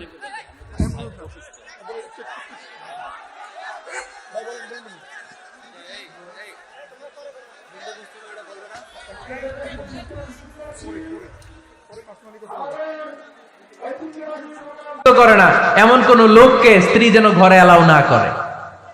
স্বামী পছন্দ করে না এমন কোন লোককে আপনার স্ত্রী ঘরে অ্যালাউ করতে পারবে? আমার বোনেরা খবরদার, আপনার স্বামীর পারমিশন ছাড়া, আপনার স্বামী পছন্দ করে না এরকম কোন লোককে আপনার ঘরে আপনি অ্যালাউ করতে পারবেন না। 8 নাম্বার, স্বামীকে আর্থিকভাবে সহযোগিতা করা। যদি স্ত্রী ধনী হয়, আমরা সব এক করে ফেলছি, আসলে ইসলামের দৃষ্টিতে স্বামীর ব্যালেন্স আলাদা, স্ত্রীর ব্যালেন্স আলাদা। স্বামীর যাকাত আলাদা, স্ত্রীর যাকাত আলাদা, ঠিক কিনা? স্ত্রী ধনী হতে পারে, স্ত্রীর আলাদা সম্পদ থাকতে পারে। যদি স্ত্রীর সম্পদ থাকে, স্ত্রীর উচিত তার সম্পদ দিয়ে তার স্বামীকে এস্টাবলিশ হতে, স্বাবলম্বী হতে সহায়তা করা। যদিও এটা আল্লাহ তাআলা আবশ্যক করে দেন নাই, কারণ আর্থিক ফিনান্সিয়াল সব কাজগুলোকে স্বামীর উপরে ফরজ করেছে কে? ফিনান্সিয়ালি 1 টাকা খরচ করা, 1 টাকার দায়ভার নেওয়া কোন স্ত্রীর উপরে আল্লাহ আবশ্যক করে নাই। তারপরেও স্ত্রী যদি ধনী হয়, স্ত্রীর যদি জায়গা জমি থাকে, সম্পদ থাকে, তাহলে স্ত্রীর উচিত তার স্বামীকে স্বাবলম্বী হতে সহযোগিতা করা, ঠিক কিনা? আমরা মডেল হিসেবে আম্মাজান খাদিজা রাদিয়াল্লাহু তাআলা আনহার জীবনের দিকে যদি তাকাই, তাহলে দেখবো উনি অনেক মহিয়সী, গরিয়সী একজন ব্যবসায়ী নারী ছিলেন। আম্মাজান খাদিজা রাদিয়াল্লাহু তাআলা আনহা ওনার ব্যবসায় স্টাফ হয়ে বিশ্বনবী ওনার সাথে পরিচিত হলেন। বিশ্বনবীর আমানতদারিতায় মুগ্ধ হয়ে আম্মাজান খাদিজা বিশ্বনবীরে বিয়ের প্রস্তাব দিলেন। আম্মাজান খাদিজা রাদিয়াল্লাহু তাআলা আনহার সাথে বিশ্বনবীর যখন বিয়ে হয়ে যায়, বিয়ের পরে আম্মাজান খাদিজা বলেন, ও বিশ্বনবী, আমার যত সম্পদ আছে, আমার ব্যবসায়ের যত মালামাল আছে, যত সম্পদ আছে, সব আমি আপনার পায়ের সামনে এনে রেখে দিলাম। আপনি দিয়ে দিলাম, সব সম্পদ আপনারা আমি দিয়ে দিলাম। আপনি ইচ্ছে মতো মানুষকে দান করতে পারেন, খরচ করতে পারেন, দাওয়াতি কাজে, মুসলিমদেরকে আজাদ করার কাজে আপনি ব্যয় করতে পারেন। আওয়াজ করে পড়েন আল্লাহু আকবার। আম্মাজান খাদিজাকে যদি আমরা মডেল হিসেবে ধরি, তাহলে প্রতিটা বোনের উচিত তাদের যদি অর্থকড়ি থাকে, সম্পদ থাকে, স্বামীকে স্বাবলম্বী হতে ওই সম্পদ দিয়ে সাহায্য করার দরকার আছে না নাই? কথা বলেন না কেন? 9 নাম্বার, স্ত্রীর দায়িত্ব দাম্পত্য জীবনকে সুখময় করতে নিজেকে স্বামীর সামনে বিউটিফাই করে উপস্থাপন করা। ওই যে কয় ঠিক আসছে, নিজেদের পক্ষে আসলেই ঠিক। নিজেকে বিউটিফাই করে, মেকআপ করে স্বামীর সামনে উপস্থাপন করা। রাগ করবেন না আমার বোনেরা, আমি আপনাদেরকে খুব ভালোবাসি এবং বোনরাও আমাকে খুব ভালোবাসে। আমার একটা পেজ আছে আমার নামে, এই ফেসবুকে মিজানুর রহমান আজহারি। এই পেজে প্রতিদিন শত শত প্রশ্ন আসে। এই প্রশ্নের বেশিরভাগ প্রশ্ন আমাদের বোনদের। অনেক বোনরা বলে, হুজুর আপনার ওয়াজ আমরা শুনি, কারণ আপনি আমাদেরকে খুব সম্মান দিয়ে কথা বলেন। আলহামদুলিল্লাহ, আমি আমার বোনদেরকে ভালোবাসি, মাদেরকে ভালোবাসি। আমি আমার মা বোনদেরকে বলবো, আপনারা নিজেদেরকে গুছিয়ে সাজিয়ে স্বামীর সামনে উপস্থাপন করেন। অনেক বোনেরা আছে বাইরে যাওয়ার সময় পার্লারিং করে, মেকআপ করে, সুন্দর জামা কাপড় পরে বাইরে যায়, আর স্বামীর সামনে আসলে বুয়ার মতো থাকে। আছে না নাই? স্বামীর সামনে পচা জামা, ছিঁড়া জামা, চুলের মধ্যে নাই সুগন্ধি, নিজেকে গুছিয়ে রাখে না, সামলে রাখে না, কাজের বুয়ার মতো নিজেকে উপস্থাপন করে স্বামীর সামনে। আর বাইরে গেলে মেকআপ করে, পার্লারিং করে যায়। হওয়া দরকার ছিল উল্টা। বাইরে আপনি সাদা সিধা ভাবে যাবেন, বোরকা দিয়ে নিজেকে ঢেকে যাবেন। বাইরে যাওয়ার সময় কোনো নারী পারফিউম ইউজ করে যেতে পারবে না। নারীরা যত পারফিউম ইউজ করতে মনে চায় আপনার বেডরুমে, আপনার স্বামীর সামনে, ঠিক কিনা? স্বামীর সামনে পারফিউম ইউজ করেন, নিজেকে উজাড় করে সাজান স্বামীর জন্য। এই প্রতিটা সাজুগুজুতে সওয়াব আছে না নাই? ইসলাম কতটা চেক এন্ড ব্যালেন্স, কতটা ভারসাম্যপূর্ণ জীবন ব্যবস্থা। খবরদার, নারীরা ডিওডোরেন্ট ইউজ করে বাইরে যেতে পারবে, যেটা সে তার আর্মপিটে ইউজ করে, কিন্তু ঝাঁঝালো পারফিউম বোরকার উপর দিয়ে মেরে কোনো নারী বাইরে যেতে পারবে? কথা বলেন। সুনানে নাসাইর হাদিস, আল্লাহর হাবিব বলেন, আইয়ুমা ইমরাআতিন ইস্তা'সারাত নাফসাহা ফামাররাত আলা কওমিন লিয়াজিদু রিহাহা ফাহিয়া জানিয়া। কোন নারী যদি তার জামার উপর দিয়ে পারফিউম মেখে পুরুষ লোকের দৃষ্টি আকর্ষণের জন্য ঘরের বাইরে বের হয়, যতটা পুরুষ তার চেহারার দিকে লোলুপ দৃষ্টি নিয়ে তাকাবে, ততটা পুরুষের সাথে জিনার গুনাহ ওই মহিলার আমল নামায় তুলে দিবে কে? পারফিউম মেখে যদি কোনো নারী বেরোয় এই উদ্দেশ্যে যে ছেলেরা আমাদের প্রতি আকৃষ্ট হবে, যতটা ছেলে তার দিকে তাকাবে প্রত্যেকটা ছেলের সাথে জিনার গুণ আল্লাহ তাআলা এমনি তার আমলনামায় তুলে দিবে। নাউজুবিল্লাহ পড়েন। এজন্য খবরদার, নিজেকে সাজিয়ে গুজিয়ে স্বামীর সামনে উপস্থাপন করুন। সাজিয়ে গুজিয়ে অনেক স্ত্রীরা আছে ড্রাইভারের সাথে কথা বলার সময় মিষ্টি হাসি দিয়ে কথা বলে। বাজারে শপিং করতে গেলে আসসালামু আলাইকুম ভাই কেমন আছেন, কি সুন্দর আসসালামু আলাইকুম। স্বামীর সামনে আসলে আর এই মিষ্টি কথাটা নাই, আছে না নাই? বাইরে তোমার চিকন গলায় কিসের আসসালামু আলাইকুম? হ্যাঁ না, বাইরে আপনি আসসালামু আলাইকুম দিতে যাবেন না, ঝটপট করে কর্কশ ভাষায় কথা বলে শেষ। কেউ ফোন দিয়েছে, হ্যালো কে? স্বামীকে চায়, উনি বাসায় নাই, কাট।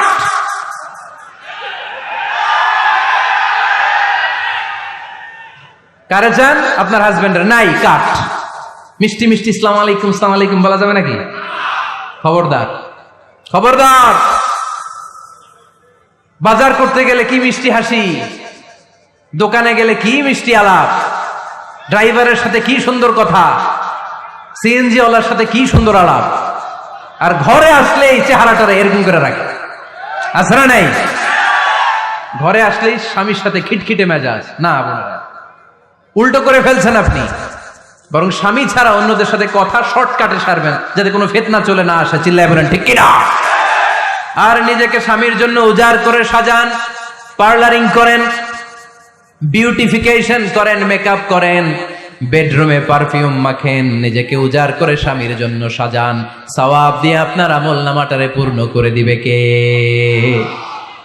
বিশ্বনবী যখন সফরে যেতেন, সফর থেকে ফিরে আসার সময় ডিরেক্টলি স্ত্রীর ঘরে যেতেন না।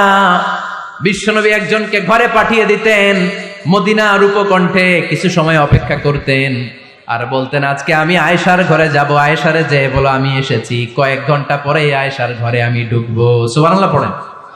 স্ত্রীকে সময় দিতেন, কারণ স্ত্রী হয়তো কাজ করে, ঘর গুছায়, ঘেমে থাকতে পারে, তাকে নিজেকে গুছানোর জন্য সময়ের দরকার আছে না নেই? লম্বা সফর শেষ করে, সেই বুখারীর হাদিস, বিশ্বনবী যখন সফর শেষ করে মদিনায় ফিরতেন, ডিরেক্টলি স্ত্রীর কাছে যেতেন না, মদিনার উপকণ্ঠে ওয়েট করতেন এবং বার্তাবাহককে পাঠাতেন যে বলো যে আজকে আমি সফিয়ার ঘরে থাকবো। সফিয়াকে সময় দিতেন 2-1 ঘন্টা, যাতে নিজেকে সাজিয়ে নিতে পারে। সুবহানাল্লাহ পড়ে। এজন্য প্রতিটা স্ত্রীর উচিত, আমার মা বোনেরা যারা আপনার মহিলা প্যান্ডেল থেকে শুনছেন, নিজেকে উজাড় করে স্বামীর জন্য সাজান। আপনার সাজুগুজু বেগানা পুরুষদের জন্য নয়, যে পুরুষদের সাথে দেখা দেয়া জায়েজ নাই তাদের জন্য নয়, রাস্তার পুরুষের জন্য নয়। আপনার সাজুগুজু, আপনার সৌন্দর্য, আপনার বিউটি সব আল্লাহ তাআলা আপনার স্বামীর জন্য করতে বলেছে। চিল্লায় বলেন ঠিক কিনা? 10 নাম্বার দায়িত্ব, স্বামীর ক্যাপাসিটির বাইরে না চাওয়া। আপনি জানেন স্বামীর বেতন হলো 20,000, আপনি এসে বলা শুরু করছেন, পাশের ঘরের ভাবিরে দেখলাম 25,000 টাকা দামের জামদানি শাড়ি কিনছে, আমারও একটা দিবা। আছে না নাই? আবদারটা হইল? আবদারটা হইছে? আপনি তো জানেন আপনার স্বামীর ক্যাপাসিটি কতটুকু। আমার বোনেরা, আমার মায়েরা, খবরদার, আপনার স্বামীর ভেতরে আপনার জান্নাত, আপনার স্বামীর ভেতরে আপনার জাহান্নাম। আপনার স্বামীর মনকে খুশি রাখতে পারলে জান্নাতের দরজাগুলো আপনার জন্য খুলে দিবে কে? ক্যাপাসিটির বাইরে কিছু চাবেন না। এই 10টা স্ত্রীদের দায়িত্ব। এই 10টা পয়েন্ট যদি কোনো স্ত্রী স্বামীর জন্য এইভাবে স্যাক্রিফাইস করে করে এইভাবে আঞ্জাম দিতে পারে, এই স্ত্রীদের জন্য জান্নাতের দরজাকে খোলা রেখেছে কে? আওয়াজ করে বলতে হবে, খোলা রেখে দিয়েছেন কে? এবার আসবো, আপনাদেরকে ধরবো। এবার আপনাদেরকে নিয়ে আলোচনা। একটা সুখী দাম্পত্য জীবনের জন্য কি সব দায় দায়িত্ব আল্লাহ তাআলা স্ত্রীদেরকে দিয়েছে নাকি? কথা কয় না কেন? এবার ওনারা খুশি হবে, এবার ভাবিরা খুশি হবে মহিলা প্যান্ডেলে। আপনাদের অনেক দায়িত্ব আছে, কারণ বিশ্বে যা কিছু মহান সৃষ্টি চিরকল্যাণকর, অর্ধেক তার করিয়াছে নারী, অর্ধেক তার কাউন্টার পার্ট। আপনারা একে অপরের সহযোগী, স্বামী স্ত্রী একে অপরের সহযোগী। একটা সুখী দাম্পত্য জীবনের জন্য স্বামীর অনেক দায়িত্ব আছে। 1 নম্বর দায়িত্ব হচ্ছে ফ্যামিলির যত ফিনান্সিয়াল দায় দায়িত্ব আছে সব স্বামীর কাঁধে বর্তায়, ঠিক কিনা? কারণ স্বামী হচ্ছে স্ত্রীর কেয়ারটেকার। আর রিজালু কাওয়ামুনা আলান নিসা, কাওয়াম শব্দটার এক বচন হচ্ছে কাওয়ামুন, আর বহু বচন হচ্ছে কাওয়ামুন, এক বচন হচ্ছে কাওয়াম। এর মানে হচ্ছে in charge. You are the in charge of your wife, you are the caretaker of your wife. আপনি আপনার স্ত্রীর দায়িত্বশীল। স্ত্রীকে রক্ষা করা আপনার দায়িত্ব। পুরুষকে আল্লাহ তাআলা নারী জাতিকে প্রোটেকশন দেওয়ার জন্য বানিয়েছে, ঠিক কি না? নারীকে একেবারে ধর্ষণের জন্য পুরুষদেরকে বানায় নাই, চিল্লায় বলেন ঠিক কি না? যারা নারীকে ধর্ষণ করে অন্যায় ভাবে, এগুলো পুরুষ না, এগুলো কাপুরুষ। এগুলো কি? আওয়াজ করে বলতে হবে, এগুলো কি? কারণ সুপুরুষ নারীকে প্রোটেকশন দেয়, সুপুরুষ নারীর ইনচার্জ, সুপুরুষ নারীর কেয়ারটেকার হয়ে সামনে দাঁড়ায়, সুপুরুষ নারীর ইজ্জত নিয়ে চিনিমেনে খেলে না, চিল্লায় বলো ঠিক কি না? এজন্য আল্লাহ বললেন, আর রিজালু কাওয়ামুনা আলান নিসা, পুরুষরা হলো নারীর ইনচার্জ, নারীর কেয়ারটেকার। একজন স্ত্রীর যত ধরনের আর্থিক খরচাদি ফ্যামিলিতে লাগে, সব খরচ করা স্বামীর জন্য ফরজ করেছে কে? বেসিক্যালি একটা ফ্যামিলিতে স্ত্রীর জন্য স্বামীর 4 ধরনের খরচ করতে হয়, বুঝে নেন আপনাদের দায়িত্ব। 1 নম্বর dowry, you have to pay the dowry, মহারণা দিতে হবে। কে দিতে হবে? মহারণা দেয়া নফল, তাই না? মহারণা দেয়া তো সুন্নত, তাই না? আওয়াজ করে বলতে হবে, মহারণা দেওয়া কি?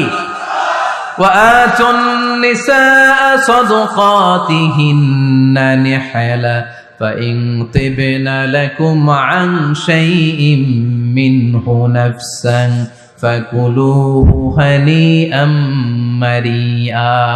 সুবহানাল্লাহ পড়েন। আল্লাহ বললেন, ওয়াতুন নিসা সাদকাতিহিন্না নিহলা, সন্তুষ্ট চিত্তে স্ত্রীর হাতে বিয়ের মহারণা তুলে দাও। ফরজ, মহারণা দিয়ে দিবেন। আমরা মহারণা তো দেই না, তার বিপরীতে যৌতুক নেই। কি নেই? দেখেন কিভাবে ইসলামটাকে আমরা ধ্বংস করলাম, কিভাবে শরিয়ার রুলগুলোকে আমরা ভায়োলেট করলাম। আল্লাহ দিল মহারণা, আমরা ঢুকাইছি যৌতুক। ইসলাম আমাদের জন্য সুন্নাহ সম্মত পদ্ধতি দিয়েছে ওয়ালিমা, আমরা খাই বরযাত্রী। আছে না নাই? আছে না নাই? এজন্য বিয়েতে আমরা যৌতুক নিব না, বরং মহারণা দিব। কি দিবেন? কি দিবেন? যৌতুক চলে মনে হয় নীলফামারীতে খুব। হ্যাঁ চলে, চলে। যৌতুক নেওয়া যাবে? যৌতুক একটা সামাজিক অপরাধ, এটা সামাজিক ব্যাধি। কুকুরের গোশত খাওয়া যত গুনাহ, যৌতুক খাওয়া তার চাইতেও বড় গুনাহ। এর কারণ কুকুরের গোশত খেলে একটা গুনাহ হয়, হারাম খাওয়ার গুনাহ।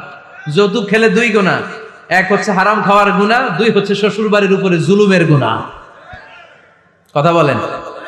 এজন্য যৌতুকের সাথে আমাদের কোনো সম্পর্ক। বিয়ে করো নাই কারা কারা? হাত তোলো। আওয়াজ করে আল্লাহরে ডাক দাও, বলো আল্লাহ আমার বিয়েতে 1 টাকাও যৌতুক খাবো না, তুমি তৌফিক দাও। আমিন। আওয়াজ করে বলতে হবে আমিন। ওয়াদা কিন্তু আমার সাথে হয় নাই, ওয়াদা হয়েছে কার সাথে? খবরদার নীলফামারীর যুবকেরা, খবরদার। তাহলে ফিনান্সিয়াল রেসপন্সিবিলিটি সব আমাদের। 1 নম্বরে মহারণা দেয়া, 2 নম্বরে ফুডিং, খাবারের ব্যবস্থা করা, 3 নম্বরে ক্লোথিং, কাপড়ের ব্যবস্থা করা। ওয়া আলাল মাউলুদি রিজকুহুন্না ওয়া কিসওয়াতুহুন্না বিল মা'রুফ। আল্লাহ বললেন স্বামীর উপরে খাবারের ব্যবস্থা, কাপড়ের ব্যবস্থাকে আমি ওয়াজিব করে দিলাম। সুবহানাল্লাহ পড়ে। 4 নম্বর রেসিডেন্স। 4 নম্বর কি? স্বামী মহারণা দিবে, স্বামী meal, husband will provide the meals, খাবারের ব্যবস্থা করবে।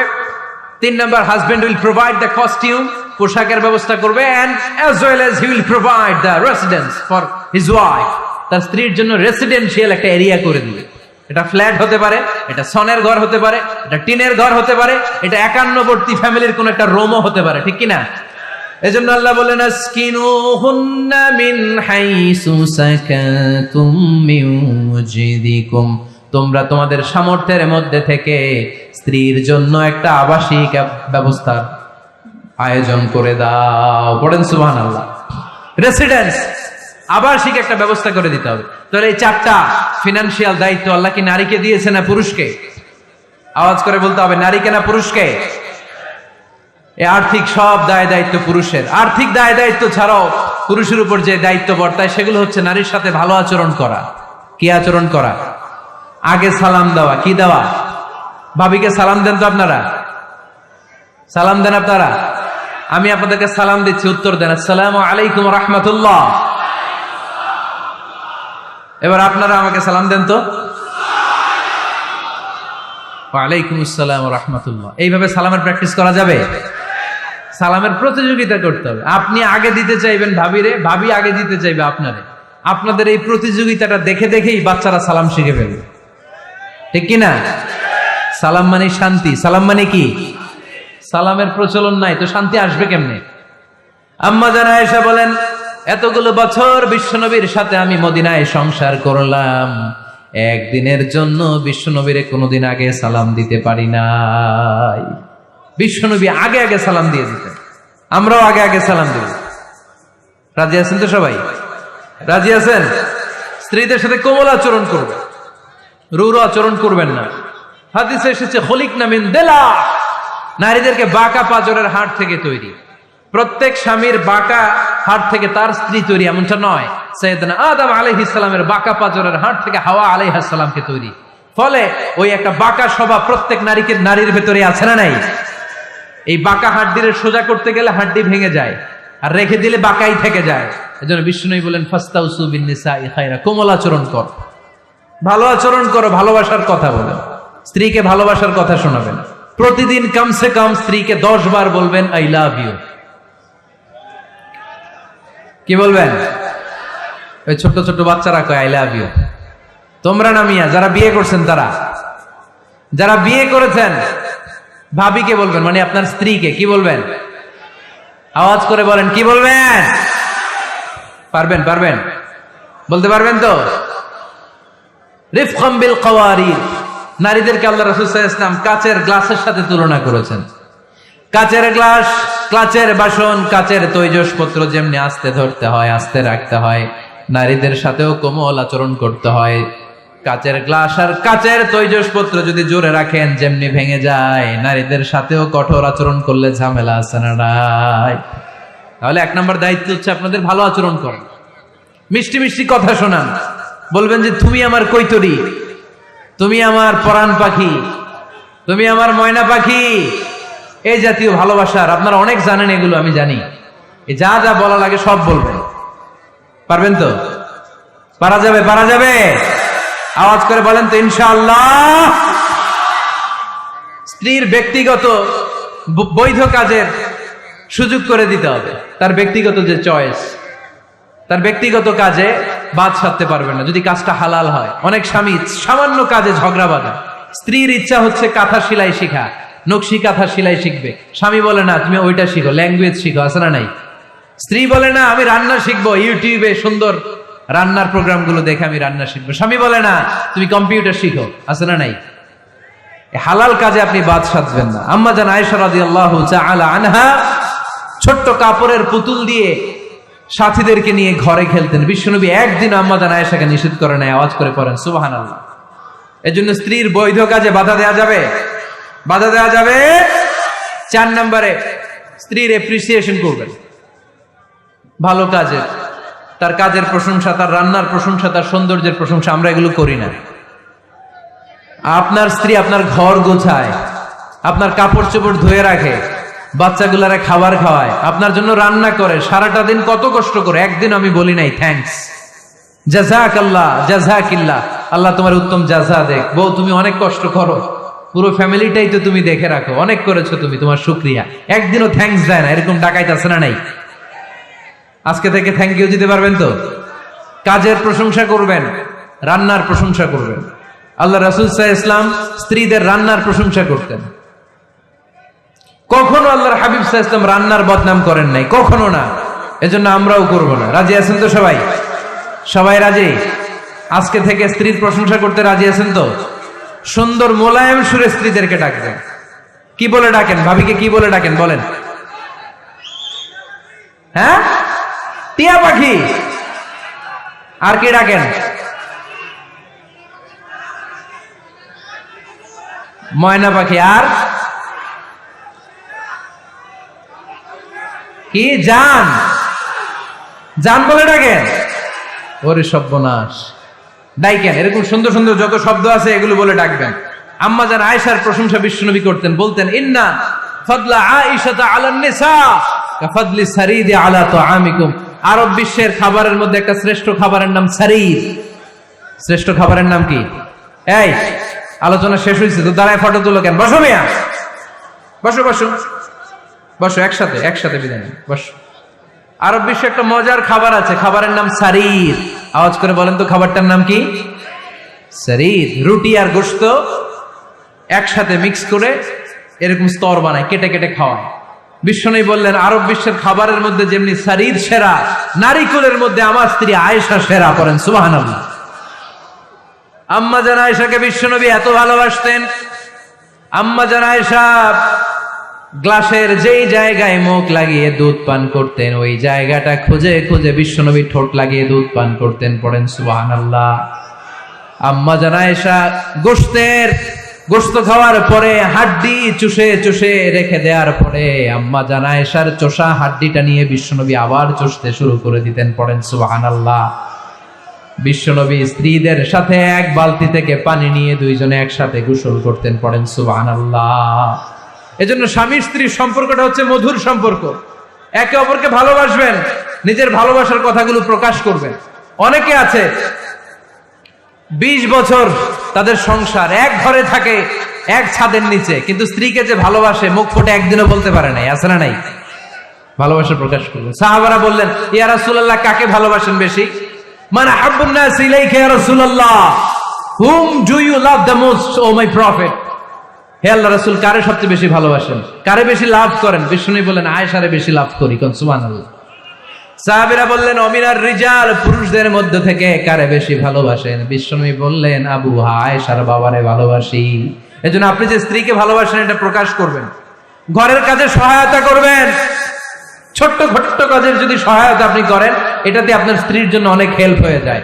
আমার বিশ্বনবী নিজ হাতে ছাগলের দুধ দহন করে আম্মা জান আয়েশার জন্য নিয়ে আসতেন। পড়েন সুবহানাল্লাহ।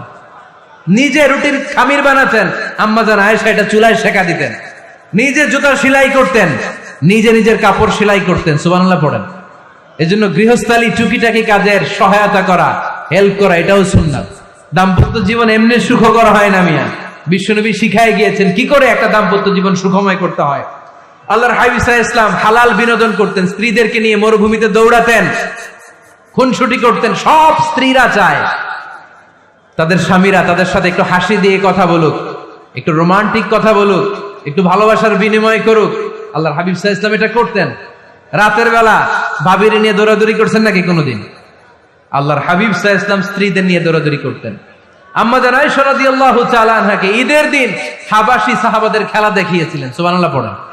বিশ্বনবী খেলা দেখিয়েছেন তার স্ত্রীকে। হাবাসী সাহাবারা তীর দিয়ে, ধনুক দিয়ে মসজিদে নববীর পাশে খেলাধুলা করছেন। বিশ্বনবী দাঁড়িয়ে থেকে আম্মা জান আয়েশা রাদিয়াল্লাহু তাআলা আনহাকে এই খেলাধুলা উপভোগের সুযোগ করে দিয়েছেন। সুবহানাল্লাহ পড়েন। ইসলামরে আমরা কঠিন বানিয়েছি, ইসলাম কঠিন নয়, ইসলাম সহজ। আল্লাহ ছাড় দেয় কিন্তু মাওলানা ছাড় দেয় না, এরকম আছে না নাই? এজন্য বাশশিরু ওয়ালা তুনাফিরু, ইয়াসসিরু ওয়ালা তুআসসিরু। ইসলামকে সহজ করে উপস্থাপন করেন, কঠিন বানাবেন না। স্ত্রীর মতামতের গুরুত্ব দিবেন। ফ্যামিলি মিটিং করলে স্ত্রী কি বলে শুনবেন। বাজার করতে গেলে ভাবি কি পছন্দ করে ওইটা আনবেন। দাঁড়ালেন কেন আপনারা? দাঁড়ালেন কেন? অনেক আগে বসেছে। অনেক স্বামী আছে তার যেটা ভাল লাগে ওইটাই কিনে বাজারে গেলে। আছে না নাই? নিজের গরুর গোশত খাইতে মনে চায় ওইটা কিনে, মাছ খাইতে মনে চায় ওইটা কিনে। আপনার স্ত্রীর হয়তো এগুলো পছন্দ না। স্ত্রীরা টক জাতীয় জিনিস পছন্দ করে, ঠিক কিনা? এর আমরা খাইতে মনে চায়, এর জলপাই খেতে মনে চায়, আচার খেতে মনে চায়। একটু খোঁজ নিবে তার জন্য কি লাগবে। শপিং করতে গেলে নিজের মন মতো করবেন না। স্ত্রীকে দেশে রেখে প্রবাসে 6 মাসের বেশি সময় কাটাবেন না, ম্যাক্সিমাম 6 মান্থস। এগুলোর প্রত্যেকটার পেছনে লম্বা দলিল আছে, এত লম্বা কথা বলার সুযোগ নাই। 10 নাম্বার, স্ত্রীর জন্য দোয়া করা। কি করা? দোয়া করা।